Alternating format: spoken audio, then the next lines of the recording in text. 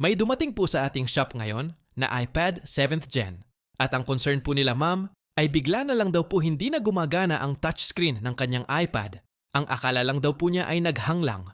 Pero nang i-restart daw po niya ay hindi pa rin daw po gumagana ang touch ng iPad. Kaya nag-decide na si ma'am na ipagawa. At masaya po ako na sa dinami-dami ng repair shop ay sa Euritech po sila napadpad.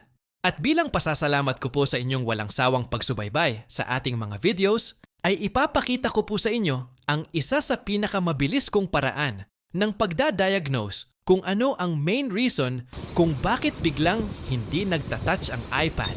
Maraming dahilan kung bakit hindi nagtatouch ang isang iPad.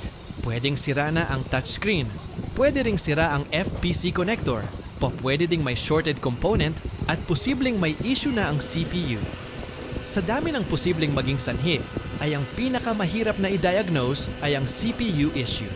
Although issue na ng mga iPad na kapag hindi nag-touch ay may issue ang CPU, pero hindi sa lahat ng pagkakataon. Kaya para makasigurado tayo na CPU nga ang sira, ay pwede nyo pong gayahin ang ginawa ko dito sa videong ito na kung saan ay pinaiinitan ko ng bahagya ang CPU.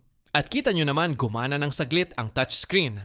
At dahil sa pagpapainit ko ng bahagya sa CPU, ay nalaman natin na ang may issue nga ay ang CPU. Kaya pwede na natin i-reball ang CPU. Sana'y napulutan nyo po ng kahit konting kaalaman ang content natin ngayon. Ako nga po pala ang inyong lingkod Euritech at your service.